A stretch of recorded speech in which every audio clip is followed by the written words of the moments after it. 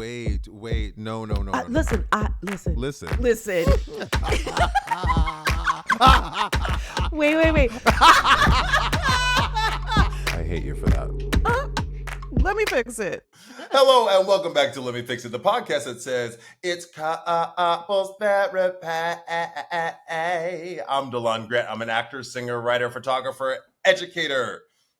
I'm Francesca Ramsey. I'm an actress, a producer, a writer, and graphic designer. And as Delon alluded to, class, we have one of the funniest couples in the podosphere as our guest on Let Me Fix It today. She is a comedian, a writer, and an actress. He is also a comedian and writer. And together, they answer all of your relationship queries on their hit podcast, Couples Therapy. And as they say on their show, class, open your hearts and loosen your butts, and help us give a big Let Me Fix It welcome to Naomi Ekperigin and Andy Beckerman. Yay! What is up? That's the best introduction ever. Naomi and Andy, friends, welcome to the pod. Thank you for being here. This is beautiful. This is beautiful to come together. Beautiful. To be in your house. Wonderful. You know? Well, I feel like angelic. Yeah. I feel like we're in your house because the decor is spot on. Well, I feel like whatever link you receive, that's the person's home you're in. You know what I mean? So, for instance, you provided us a Riverside link. I'm in your house. Okay, so I need to behave. I need to mind my P's and Q's. I need to not leave a mess. You need to take your dishes to the sink. Do not leave your dishes on the coffee table. Act like you have some home training. Okay, take your shoes off at the door. Okay. So we call our space that we've curated our house, we call it the class. So welcome to the class, okay? Because we always feel like we're learning, we're educating. And for people who aren't familiar with couples therapy in our class, tell us a little bit about couples therapy and how long have you been doing it now? Is it 6 years? 28. Yes. Shut up. Yes, 6 years. 6 years. When we arrived in Los Angeles, the mayor at the time, who was Garcetti, held a gun to our heads and said, start a podcast. You have to. You're a Los Angeles resident now. We require it. Here are your papers. So we have been doing it as a live show in New York. We talk to people we love. Mm-hmm. And I could say love, I think. Yeah. I've been through therapy enough to use that word. And then we talk about therapy, relationships, anything else that comes up. And then we answer our listeners' advice questions, which are thorny, which are real. Complicated. I love to tell somebody what to do with their life. I absolutely do. Okay? Because I have no skin in the game, but I do have very strong feelings. And it's a beautiful place for me to put that energy. Yeah, opinions like rectums. You know what they say. Everyone got 60. Everyone, okay? Or everyone touches one every now and again. Oh, okay. And the sex jokes begin. Never heard that one before. I'm really curious about this started as a live show. What inspired the transition from live show to podcast? And was that a smooth one or was that Andy Beckerman, okay? This man, he doesn't want me to rest. He's not enough to just love me. He says we've got to be working. We've got to be building. That I haven't unraveled yet, really. Which is, why do I have to do creative projects with the people I love? We don't know. This is his thing. I don't know. But seriously, so the live show had been comics who were close friends, couples, exes. We even had a mom and daughter. They would do sets together. So it's like a fun little, combo. And then that's what the early days of the podcast were. And then basically once the novel coronavirus hit, then we had to pivot. No more live show. No Ross in the stairwell, pivot. Exactly. Andy, great reference. Friends reference. Yes, sir. And so then it became, just interviews with people. And I got to say, I like it a lot better. The live show's fun, but I enjoy... It was tricky. Exactly. It's complicated. Because some people, a lot of stand-ups don't play well together. So you put them on stage. You mean like when they're not doing material, it's just harder for them? Yes, or with the other thing too, right? It's like, so really you have a show, we would have 4 duos, but really you're booking 8 people, right?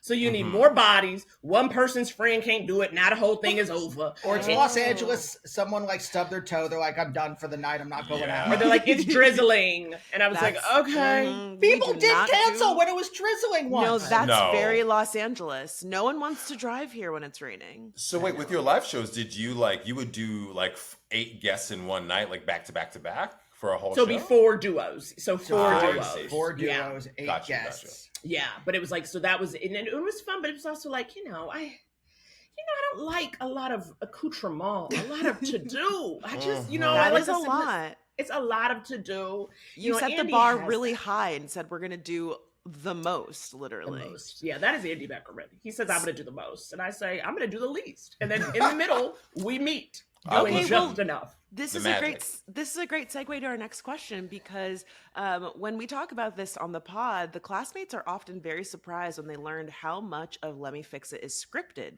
We love an outline on this show. About 70% of our show is Delon and I reading from a script, but then we like riff and have jokes.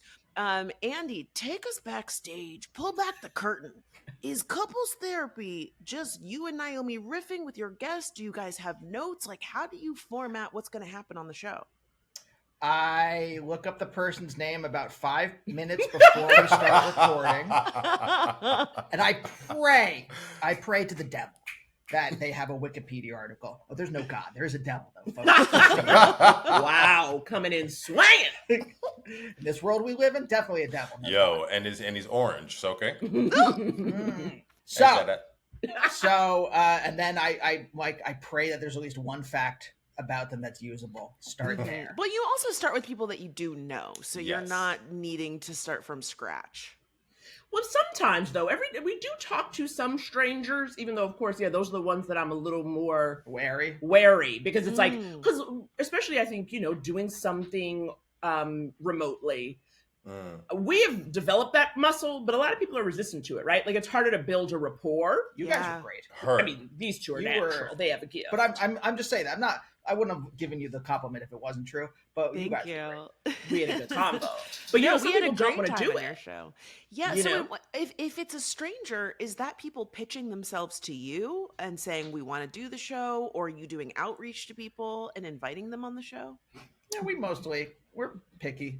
Well, both. I would say it's outreach, right? Usually through reps, or we've Sure. reached out because we're a fan of someone's work. But Mhm. it's funny because there's sometimes if I'm really a fan of somebody, sometimes I don't want to have them on the pod. Like that's not To how I ruin want to it. meet. Yeah. Exactly. That's not how I want to connect. Don't meet your what are they? Don't meet your Don't heroes. never or meet your whatever? heroes. Exactly. So wait, Have you guys ever met your heroes? I can't say who I met, but I did, and it wasn't good. Oh, It wasn't good. It's funny because like maybe I don't have enough heroes. I have people I like, but I'm like Francesca is her own hero. Okay. yeah, she is. She's also mine. She's also mine like, as well as we're her. all human. We all have to sit down to shit. Like you're not any better than me. Like Speak for yourself. oh, you're a stander? You're a stand shitter. Stand on the sink ledge. That's what Oh, Andy wait a- means when he says he's standing on business. Oh, Sanitary. wow. You guys are both like ridiculously funny comedians, right? So how does the live show compare to like doing a stand-up set?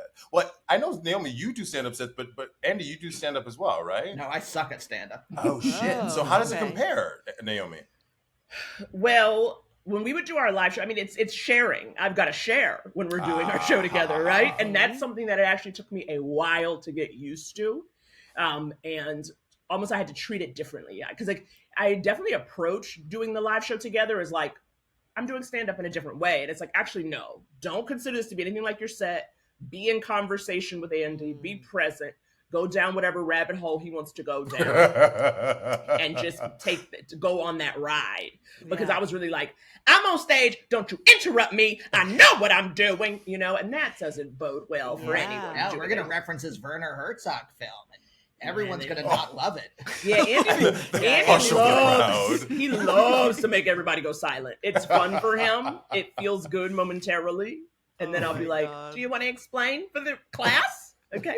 Okay, Welcome I to mean, the clowns. but okay, so this is also a really great segue into this idea of like working with your spouse. There are so many famous couples that are writing teams, directing teams, performer and director teams. Can you talk about, what it's like working as a couple and like how do you kind of balance the work life of it all? Because you live together and you work together. Do you guys have set times where you're like, this is when we're working? this is when, we're making love. And then here's when. Yeah, we Sorry. literally schedule everything. No, it's in a calendar. Listen, that's adulting, yo. It really is. Francesca would love that. I Francesca do- would say, when are we putting this in the cal? I just Yeah. did Minutes a foreplay. full seal clap when you said calendar. So, absolutely. Okay, so because you do have a calendar, what kind of advice do you have for couples who are thinking about starting creative partnerships together? Like, what are some of the things that, you've been together for a very long time and you've been doing this podcast for a long time. Are there any things that you've learned either through trial and error, or you've just realized like, oh, this is something that really works for us? Two things. One, quit in time.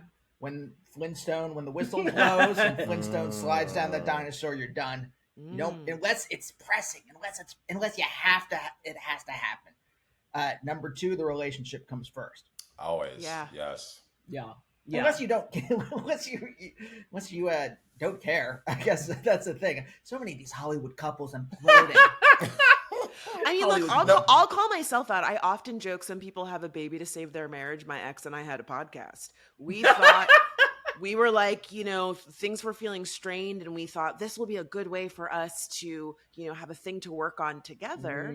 And I unfortunately see that happen with friendships too, where people are like, we're good friends, let's start a podcast. And with Delon and I, we've been friends for 20 years. So this was like our relationship came first. And to Andy's point, we've always said to each other, if shit starts to go south, we will cut this in a minute. It's over. Because the friendship is more important. Way more So important. definitely important to share that. Now, do you feel like working together has made your relationship stronger, or is it because y'all spending so much time together? You're like, nah, we're getting through this slog. I definitely think it ebbs and flows. I think the relationship is always strong, but there are moments when it can feel more of a slog when the work is like the focus. You know what I mean? Like when we're like dealing with a lot of logistical stuff, or we're dealing with like, we know it's like when we're not having fun, like, an outing, an event or something, but the time we're doing is like just like podcasting or writing, because we also have written projects together too. That's when it's like, this isn't feeling loverly. We've got to make it feel loverly, And I think that something you also have to figure out, and I say this about friends working together too, because I actually don't like to work with a lot of my friends. Like, there are people I love, but I'm like, I would like us to be friends, and I would like it to kind of be clean. There's a difference between vibing and having the same work ethic. Ooh. Say that again. Yo.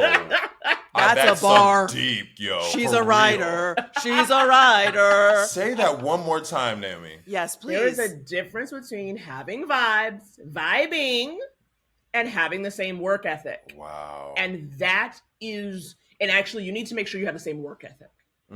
That's because I think that's going to be the thing that tears you apart, right? Because certainly with so many of our friends, we have the same sense of humor, we have the same references, we like the same stuff.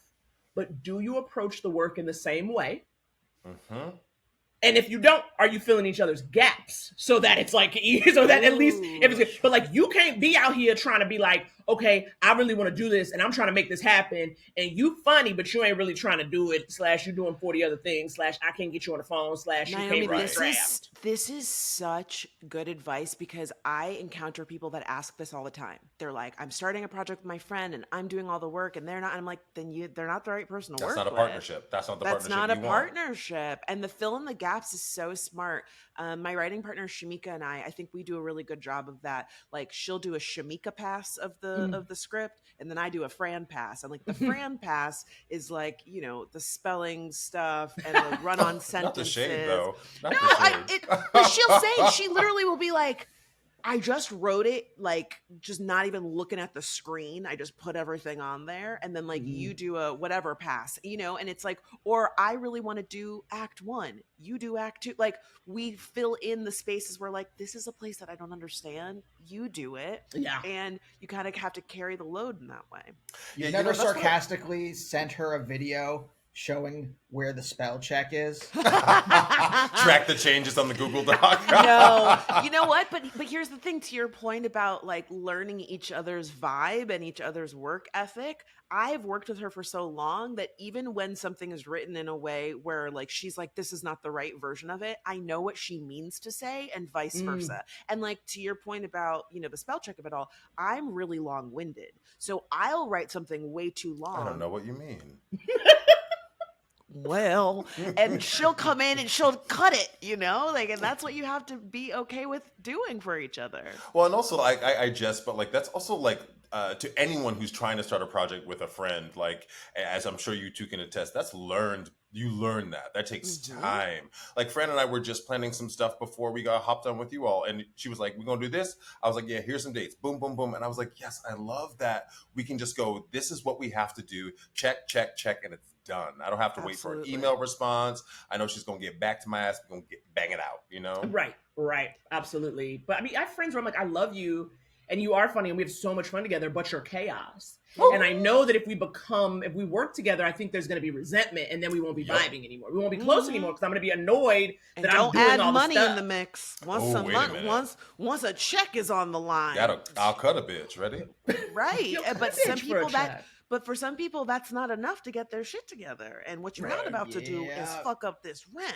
Exactly. Talk about it. You're not going to do that. So one of the things Fran and I love to do on this podcast is laugh. I mean, we like Fran said, we've been friends for 20 years, so it comes naturally, like the yes-anding, the adding on to a joke. Sometimes you can't figure out where the joke started because it goes so far.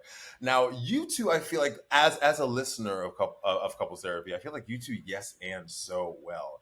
Andy, what is something that Naomi does that cracks your shit up, and Naomi vice versa? I mean, exists. Oh, he loves you. That man loves you. Isn't that crazy? Isn't that crazy? I am a full-time job. I'm so blessed. I mean, I say she's one of the best stand-ups of her generation. It's she's good. She's. I mean, it's so cheesy to say, but like, she fills in the gaps where I'm not funny and she's funny, and then where the rare time she's not funny, I can fill it with something. I'm sorry, I love this vulnerable Andy. I know, he's uncomfortable. He's having a hard time. Smitten, love but that we live for you. We live for it. Okay, well, Naomi, what's your what's the thing that cracks you up about Andy Beckerman comes through with a deep cut. He has this encyclopedic knowledge. It'll be like, did you just reference a movie from 1993? And it'll be like so specific, and it's so funny, and just like we also like things that are ridiculous. So it's funny because I definitely feel like he has made me a little more silly. A little like goofier comedically. Even though some of the stuff that we initially vibed on was silly stuff, like Strangers with Candy, which was Amy Sedaris. Yes. Stephen Colbert. But like, for instance, I liked that show, but then there wasn't really anyone for me to like talk to about it. So it was something I liked, but I sort of kind of liked it alone. And then you know how it is, exactly as you said, when you're friends with somebody, you guys like make it a joke and take it, like heighten it and make it crazier and weirder and everything like that. And it's like, it's something that I feel like was very important because I think I spent a lot of time concerned with seeming put together, okay, like as a person and I think also as a comic, like funny, but still very controlled. And I think Andy, that's speaking to me.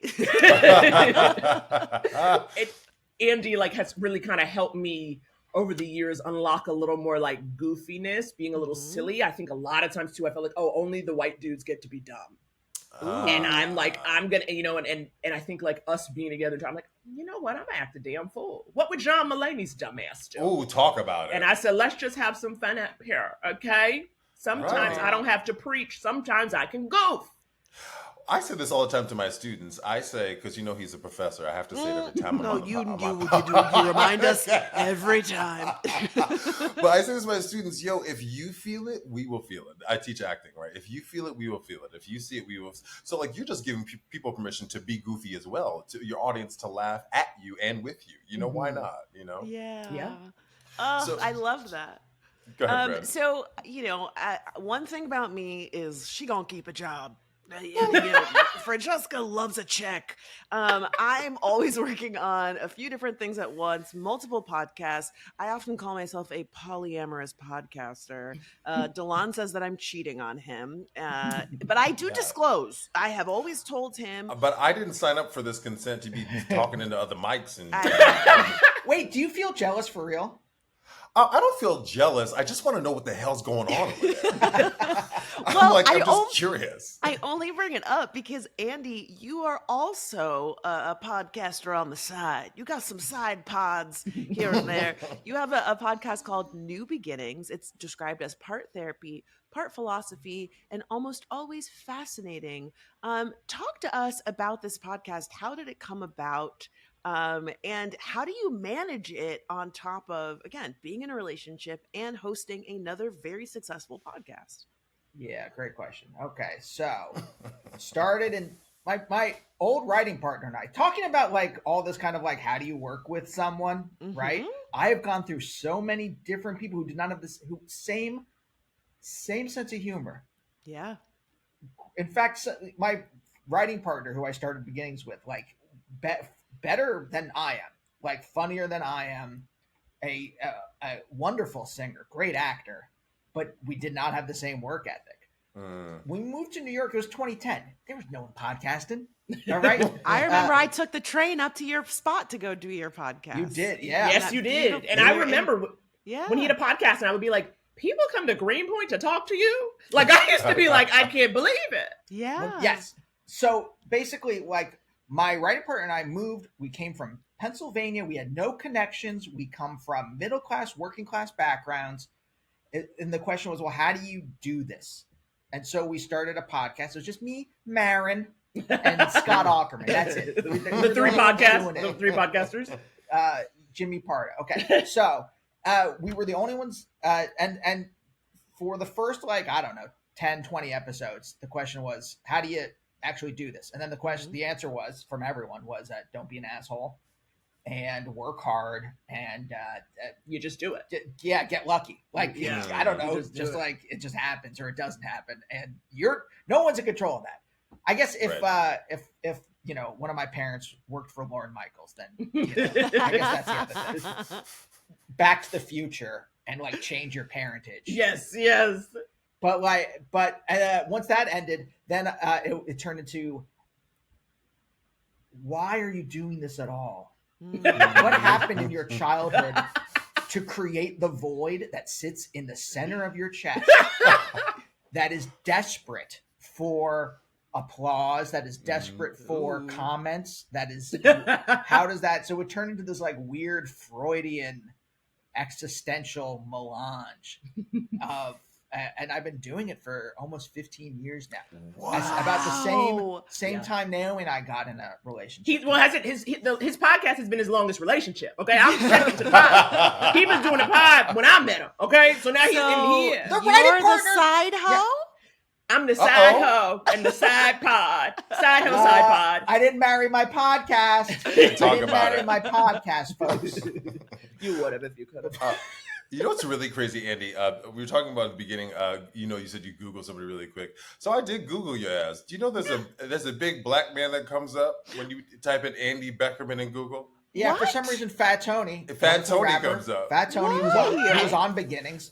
Because Google changed to this AI garbage, and now it doesn't. They broke it. It juiced the stock price, but it doesn't work anymore. I was so proud because there were other Andy Beckermans, there were other Andrew Beckermans and you pushed him out down. there. He did. And when I became the number one, when the baseball player, when the philosopher, when all of those people became page 6 of the search terms. Yeah. And now Fat Tony fucked it up for me. I don't know how. It's not even his fault. It's Google's fault. I swore it was a joke. I was like, oh, he did this to be funny.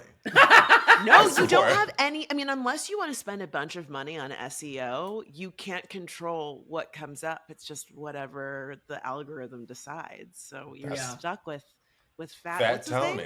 Fat Tony. Fat Tony. Love him. He ain't even fat. So Naomi, I would say that I am a recovering stand-up. I definitely have flirted with her in a few bars. We've been texting a little bit. I'm thinking about getting together with her. I don't know how long I can take this analogy. But I'm curious to hear a little bit about your writing process, how often you perform, and how you keep that engine going, because it's a cruel bitch. That's why I stopped. I was like, there is no money in this. So, words of encouragement for myself and for any other, That's not fair, okay? I told you I could give you words. I didn't tell you to be encouraging, okay? I can't guarantee I'll encourage a bitch. Okay, That's why I don't be doing panels for youth. What Because I keeps said I you can't help. going? What keeps you going? That's a very good question, because sometimes you said, how do you feed that engine? Right now, it's the little engine that couldn't. It's the little engine that could not. And I am allowing that to be for right now. You know what I mean? And so the thing I realize, especially, again, the older I get and the less, especially, there are a couple things for me. I found in moving to LA, my relationship with stand-up changed. It's hard here. Yes, getting just older and not running the streets the way I did. My early days of stand-up, I just go on one bad date with a man and that would give you a new 10 minutes. You know what I mean? Like just nonsense you would be doing when you was 26. And now, I'm grown and like to watch my stories. So now what's the material? Right. And so one of the things is for me is like, what I try to do, it always starts with like, what do you have a strong emotional response to? Like for me, it has to be something that I'm like into, whether into meaning love it or hate it or usually hate it. I was gonna say, yeah. It. And because you can always kind of tap, at least for me, I can always kind of tap into what that is, and then it's about drilling it down. And for me, I don't really live for an open mic, but what I do like to keep is, well, you're kind of beyond that at this point, anyway. Well, that's very sweet, even though I think that you're never beyond kind of getting up there and just working it out. But my feeling of like, I have funny friends, right? And so for me, it's like, I don't need an open mic. I need to just go sit and have lunch with a friend who's funny. And see what they respond to. Yes, and it's not even me trying to run jokes by them. It's just that, don't you find, the same way you guys have been friends so long, right? When you're around somebody who energizes you, someone who is creative or interesting or funny, it makes you think about stuff in a different way. And I'm almost always chasing, I want to make my funny friends laugh. Yeah. Like there's a comedian named Aparna Nancherla who is like, she's wonderful. She's also very mellow. I have a deep-seated need to get Aparna to laugh because I feel like it's kind of hard to do because she's so low-key. Yeah. And like, I know it's a good feeling when you get her to laugh. Exactly. Or Joe Firestone. I'm like, I've done it. I was like, I've done it. I've got something. There's something there, so that I think is a big part of what I do now.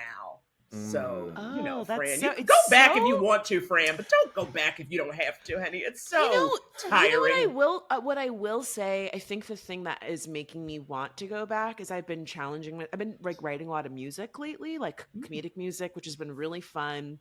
And because I do so much on the internet, you kind of lose the magic of like the connection with the audience. It's like people typing "wah ha ha," bitch, you not laughing, like just a bunch of emojis. But when you're actually in the room, to your point about like Aparna, the feeling is incredible, and I realize that I miss it. I'm going to support my friends at shows, and I do public speaking and stuff like that, and it still kind of gives you a taste of it.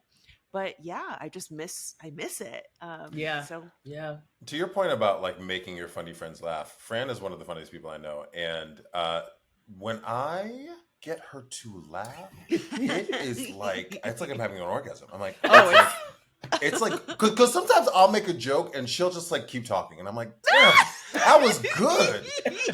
But like when I get her, I'm like, oh yes, I did it. It's so gratifying. Yeah, when I read our outlines, he'll write a joke like in my voice, and I'm like, okay. I like leave a little note. I'm like, you got me on that one. And those notes are like Scooby snacks. I'm like, oh yeah, I did.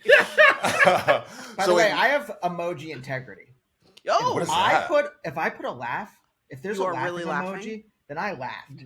I'm not out here with these punks who are just putting laughing. They're straight faced in real life, and they're just putting laughing emojis out here. No, that's. I love that you called it emoji integrity. Me too. That's giving like a memoir title or like a coffee table book or something, right? Wait, I too much information about my life, but this young man came up to me at a bar and was like, "Sir, you're handsome." Literally said, "Sir, you're handsome." Exchanged numbers and we're texting back and forth. No idea how old this kid is, and I am sending emojis, right? Like a normal conversation. He goes, "Oh, you're such a millennial," and I was like, "Oh my god, You used the wrong laugh. oh my god." No, just using emojis now means you're a fucking millennial, I guess. Oh, god damn. What are you supposed to do then? What are you supposed to write? Ha ha ha ha ha. LOL? Like, what am I? I don't know. You're probably supposed to send like reaction, like photos, like memes. Like you're supposed to have a folder. Like gifts, you think? God. Like gifts? Like gifts or like an actual organized folder of like No. screen caps of like Ain't nobody got housewives time and for like that. Thank you. Go The on, you Gen gotta check that Zers guy's do. Driver's do. license. He's 28, so Okay. Wow. there with that. Yeah. So Yeah. wait, we love a game here on Let Me Fix It, and since you are the couple of couples, to always talking about relationships, we thought we'd play a game that is almost like the Newlywed Game's jaded cousin. we're calling it "Get It Wrong, Honey," and it's over. So what we're gonna do is we're gonna ask you questions back and forth, and we're gonna see who gets it right. We're gonna ask Andy one. We'll ask Naomi one, and you'll tell us which one was right, and you'll respond in kind and in time. Yes, fingers crossed, toenails Yes. crossed. Yes. So, okay, Andy, we'll start at light, sir. Who's the better cook? Me. Oh, Period. no hesitation. And Period. Naomi, do you agree? Accurate. Okay. You know, in as much as I do not do it. You know what I mean? Me either, girl. Okay. Should I choose? Who knows?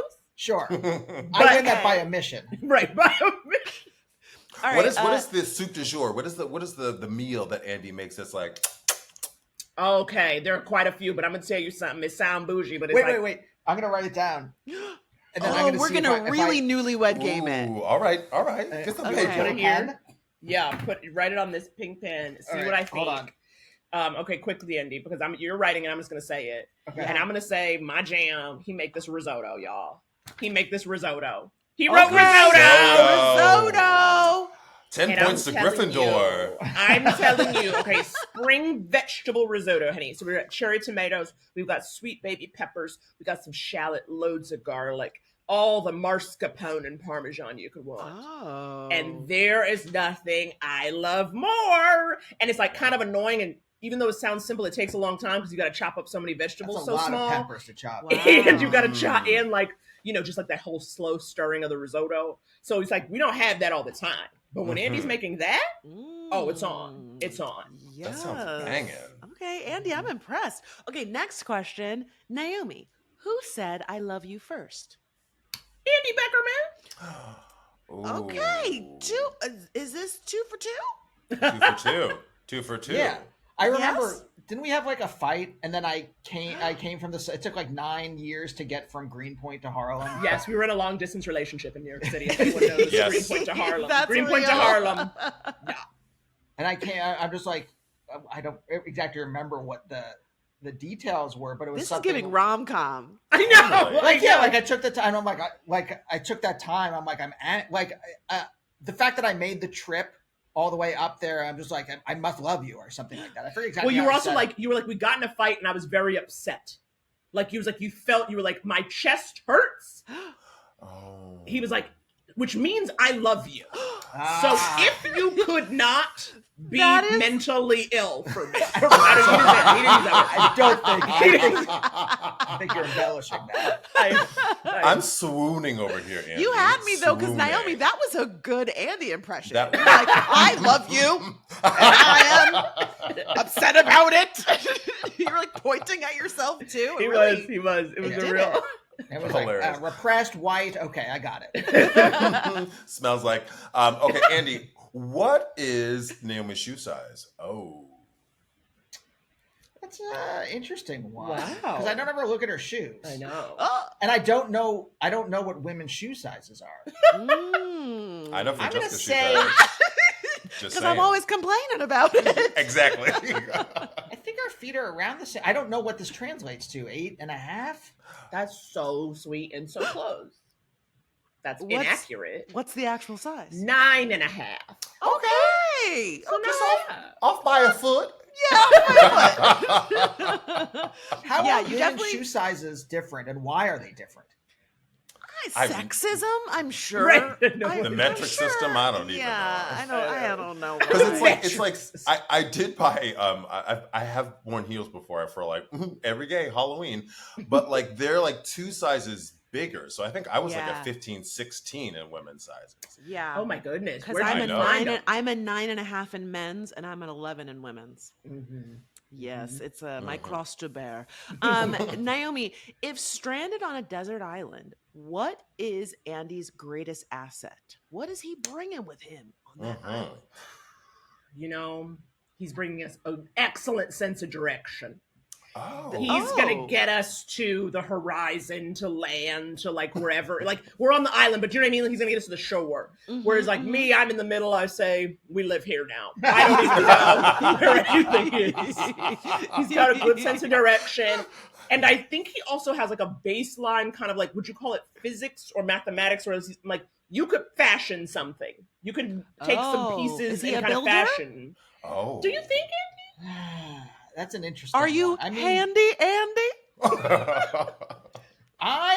if you give me a couple tries, there's some hooks outside that door you see there. Took a couple tries to hang them. They are Okay. hung though. No, that Okay. not no, that's not it. Maybe I'm just basing on the fact that he's very good at reading the directions and putting things together. Okay. Do you know what I mean? But like that's not Yes. maybe the same as like the ability to like MacGyver something. Like I don't Yeah, I was think- gonna say you're on the island and you're like, where did this dresser come from? And Andy's like, I don't know. I made exactly, it, though. exactly. But like that's the thing is like I always say like in the apocalypse the only reason why we will make it past the first wave is because we never left the house.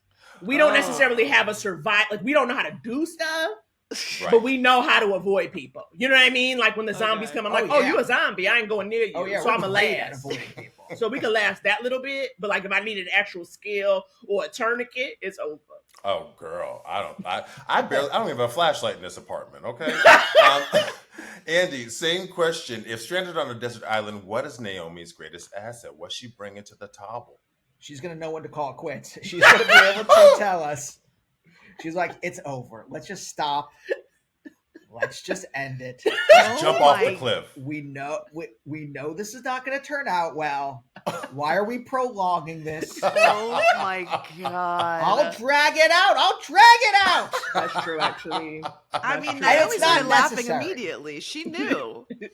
Yeah, I would be like, this is done. I will say the second thing though is I feel like I would also know the right group to trust. But I don't know. I think I've taught you to be a little less trusting. Oh, so we yeah, might be on the but same I page think, now. But I think the same page we would be on was that you can't trust anyone. That's true There's too. no one to That's trust. true too. Yeah, You would be just the suspicious. 2 of you to the end. Yeah, and I'm Oh, like, look at I'm that. done. I'm Look like, at we've love. eaten all the rations. Yeah. We might as well call We're it. the Thelma and Louisa comedy. Now, here's an even more morbid question. Could you eat Andy, Naomi, if it came down to? Ooh. Nah, absolutely not. Oh, that's love. Look at Absolutely not. Yeah, I don't. Absolutely Yeah, I'm not not. doing that either. love. I might eat you, Francesca. I mean, listen. I might. Wow, you know that what? is the closest we've ever gotten to fucking. That's how it happens. Delon's like, we finally eaten. Let's go. I mean that, right? All right. Well, listen, we cannot have the host of couples therapy on the pod and not ask for a little bit of relationship advice. So, to close things out, how do y'all feel about relationships and friendships with exes? Because this is something that seems to be very contentious. Okay. So, if you're in a relationship, can you stay friendly with your ex? Or are you okay with the person that you're dating saying, yeah, I'm still friends with my ex? Like, I talk to them sometimes. Is that a deal breaker? Oh, You mean in general, or for if Naomi was friends with any of her exes, or I was friends? I mean, you can make it personal, but you can also just make it, like we're talking about people out in the world, because Yeah. I know I feel about it, but I think for some folks there's a hard line where it's like, this is how I feel about it. It's never changing. I don't think you can be friends with your ex, or there's nothing wrong with it. I personally cannot be friends with an ex because that's not how I behave. with people. Like, and like, it's funny because in a lot of ways, like, it's funny, like, Andy, I guess maybe because we are such good friends, like, there's such a love there, but I also would never want to see him happy with someone else again. Just, you know what I'm saying? Like, if we were to break up, like, I already know that. If we were to break up, like, we can only be friends if we both stayed single and, like, didn't, and just, something else. But my thing is, like, but I know that a lot of people can and do, right? Like, when you've been with somebody especially like if you've been with someone for like a formative time in your life, or you've been together for 5-10 years, I could see how that person would still have a place in your heart. Mm-hmm. I'm not like pressed to feel like, oh, if you're friends with your ex, that means you're going to get back with them. Like that doesn't really, I don't think that that's necessary, because it's like you would have done that by now. You would have got with them again if you were going to get with them again. Maybe. Right. Maybe the like structures are stopping people. Like there's like a certain subset of people who could be friends with their exes because they like, well, I'm married or I'm in a relationship or something like that, so I can't. But then the minute that structure's gone, they're like a wolf in a cartoon, and they're like tongue rolling down to the floor, eyes bugging out, back foot slapping. I swear, foot slapping. You're a fool.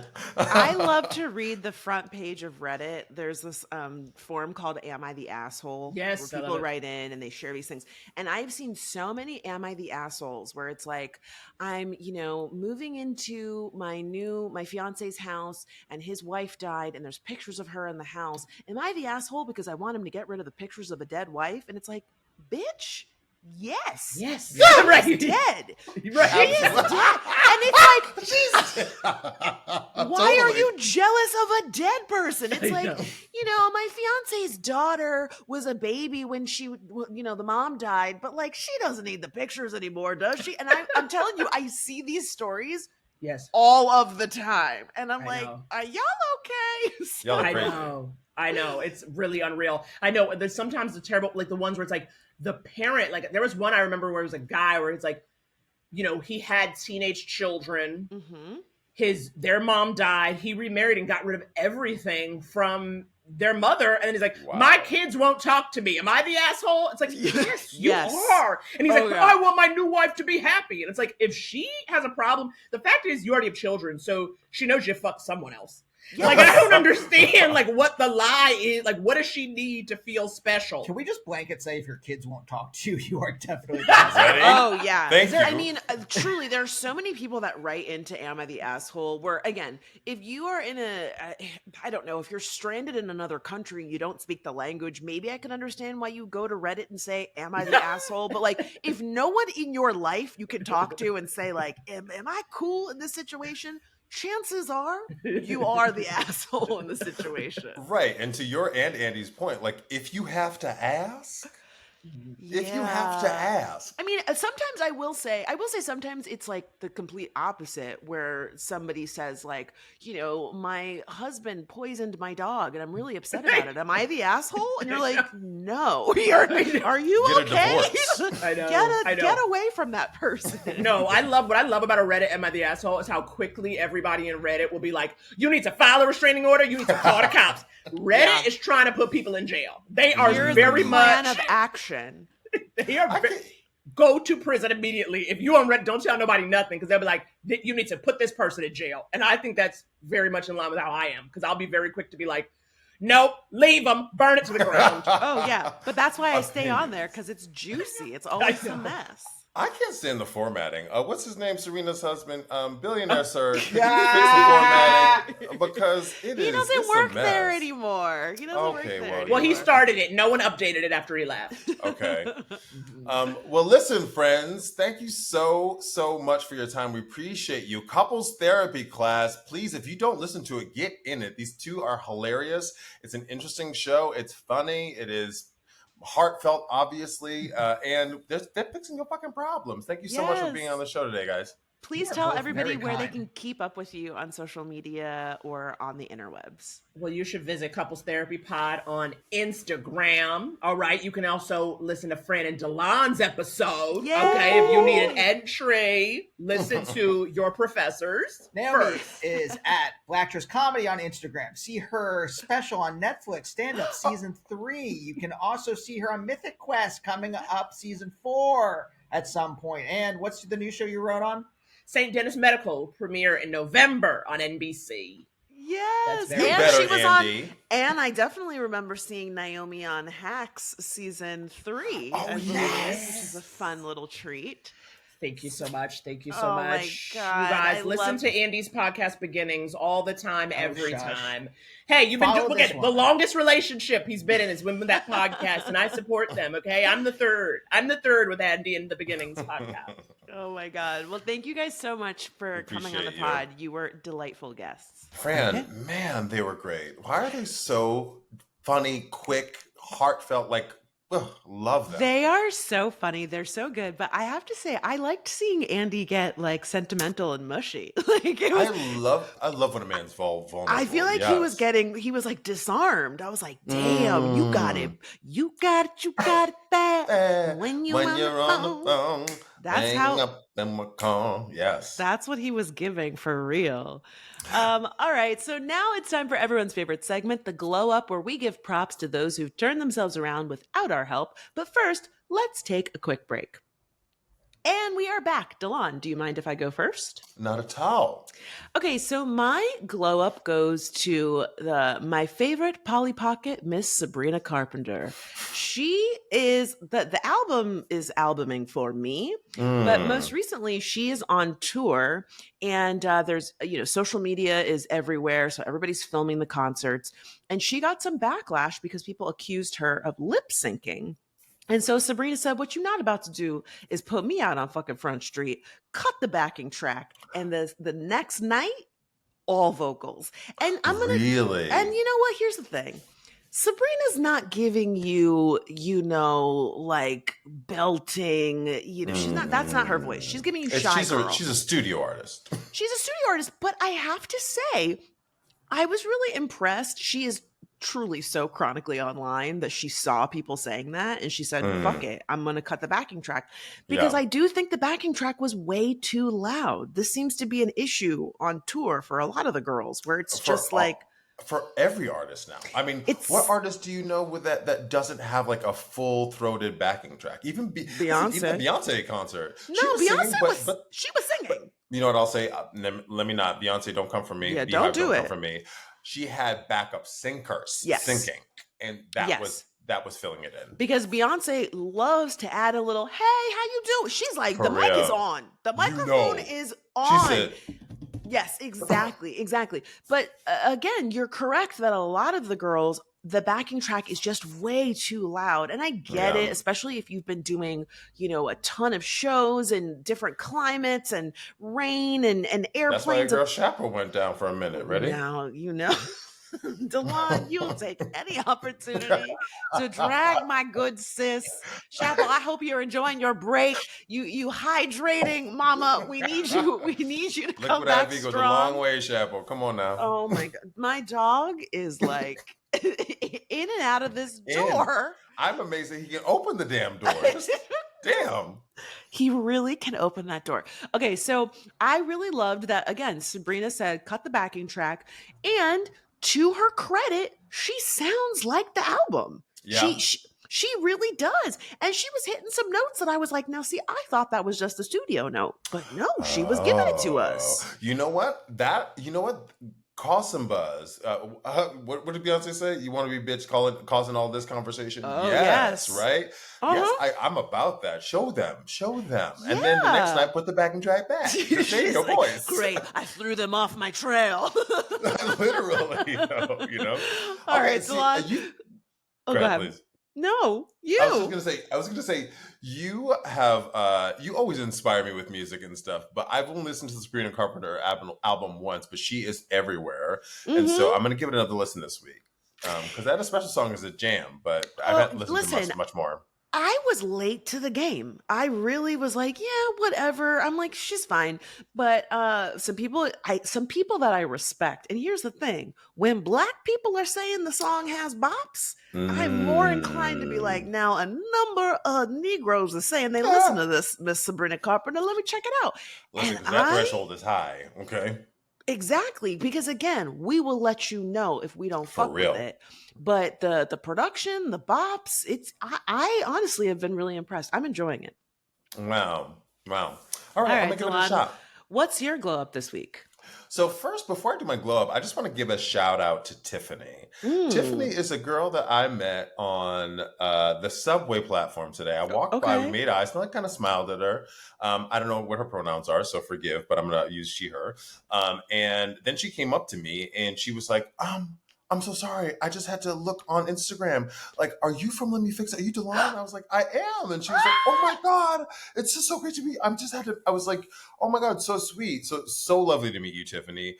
But I'm going to give you so many props because Tiffany said hi. We had a little exchange, a little Yeah. banter, got on the same subway car, and she left my ass alone. Oh! She said, I just want to say hi. And then that's how you do it. That is That is exactly how how you you do do it. it. Don't sit next to me. Don't try to talk the whole train Oh. ride. She said, no, I just respect what you do. Boop, boop, doo. See you Mm-hmm. later. I'll see you. I'll hear you on the pod. I love that. Oh my, and you know what's so funny for the fact is I definitely have had times where somebody was on my car and they were being a little too friendly and I just got off. I said, I don't know where I'm Off at. the whole train? I said, yeah. I said, bye, bye, great meeting you. I'm not mad at you for 1 second. Did you get into another car? You said, I'm just catching the No, I next said fucking I'm train. gonna get off the train. I'm gonna let this leave. I'm gonna pretend like I'm making my way downtown, and then I'm going to wait for the next train to get I am not mad at you for 1 second because that's some shit I would do. Listen, I would see coworkers on this coming down the street, and I would cross the street because I'm like, I don't want to deal Yes. with that. I don't want to talk to you. Yeah, So because funny. there's no nice way to be like, it was nice meeting you. Now I'm gonna put my headphones on and listen to this podcast, or I just like don't feel Right. like talking to you anymore, or whatever it But we is. have Like you're nothing to say to each other. Yeah, well, it's also the thing of like it is a one-sided conversation. Like Right. I don't know you and you know me, which is like very flattering, but it's kind of like what am I supposed to, where are you going? Where do you work? What's your favorite episode? Let's talk some more about me. Is that what you're wearing to work? That's how you dress? Okay. Like Right. what do you say? So Exactly. there have just been And times. it's inevitably awkward. And Yes. I just appreciate that. Like it was like an introduction. Hey, I love the pod, and then she let me go. So shout out to you, Tiffany. Lovely Oh. meeting you. But my glow up goes to, and people are gonna judge me for this because it's you're like duh. It goes to beards. You know Okay. what? So like I have a whole beard, right? And there are long beards, short crop beards. But friend, do you remember like, I don't know, 10, 15 years ago where men just started having beards. And everyone had to be clean shaven for like most of the last century. But then the 21st century came upon us and everybody became a fucking lumberjack, you know? Oh yeah. I And honestly, it's because beards are like makeup for men. Y'all lose the beard and cover it's half like the that face. is a hideous man. That is a weak chin motherfucker. Not a weak chin. You're so right. It hides a lot. You're right. Y'all You're be right. out here, you're beard fishing. You have a catfish, you a beard Well, fish. Mine Not is you. mine is cropped. Mine was long at one point, but mine is No. pretty cropped I'm just now. saying that you are good looking without the beard. I'm Say it saying there again. are. You are Delon. You know, listen, class. I said it before. I say it again. I tried to hit. There was a time, Delon and I hadn't seen each other. We hadn't seen each other in like I'll never forget 6 months. Delon had been doing CrossFit. Yo, I'll never he was in forget. it. We went to Blockheads and he walked in with a tiny little tank top. I said, "Who is that? Who Baby is that Gap. fine man?" I felt a shiver me timber. I really did. And so, Delon, you know you a good looking man. And if I could, I would. I really, I'm not trying to be out here in these streets. We would be listen. Tell me we about would be a it. fantastic couple. It's just the cards were not laid out for us in that way. But there are some men, if they lose that beard, if they lose that Jack Harlow, I'm talking about you. You lose that facial I'm hair. vanilla, baby. He loses the facial hair. He not as cute. It's true. Well, listen, because I saw him. I met him. Not actually met him, but I was introduced to him without the beard, and I was like, "Who is this awkward white man?" Yes. But my thing is, I don't know what it is about the proportions, but a man with a beard and a bald head. Talk about shiver me Ooh. timbers. I'll shiver Really? a couple timbers. Girl, yes. That's a the bald head and a vibe? beard. I don't know what it is. It's just like, it's like the hair just replaced itself and my brain can't suss it out. I'm like, what happened? Is you know what it is? That's a Stanley Tucci. That's Oh, a yes, it's Stanley Tucci. Stanley Tucci is fine. Bald and a beard. Yeah, Yeah, man. okay, It's I get it. It's the balance. I don't know what it is. Mm. But along with this beard trend that came about late last century, but there are all these companies like Harry's and Dollar Shave Club, and there's even a black one called Bevel, right? That Bevel. helps men with like black men, because we have a lot of razor bumps and like ingrown hairs and stuff. Yeah. So like there's a whole industry around men shaving, which also is, I think, leading to the industry around men's makeup, because a lot of men are wearing makeup now. So the grooming is on point, but I think it started with beards. I think it really started with beards. Yeah, beards were the gateway drug, some could say. They were. They Wow. were. I love and that it might for y'all. be play your cards right. It might be your gateway. Not us starting the rumor that Fran and Delon are gonna bang. I don't think we should put that out there. No, we shouldn't. I mean, it's already out there. Season 2 finale. I think that's what we have to do. OnlyFans. So, class, we want to hear from you. Who has a beard that shivers your timbers down below? And have you listened to couples therapy? Because guys, they're amazing, right? Yeah. And if you have a suggestion for a TV show, celeb, or brand you want us to fix in the future episode, please hit us up on Instagram @FixItPod or email us lemmefixitpod@gmail.com. And do not forget that we have a YouTube channel where you can get us raw, uncut. It sounds terrible when I try. Basically, it's the unedited version of our show. Please check it out at youtube.com/@fixitpod. And if you enjoyed this episode, please be sure to give us a rating over on iTunes, Spotify, Amazon Music, or your favorite podcast app. I'm Francesca. I'm Delon, and this was Let Me Fix It.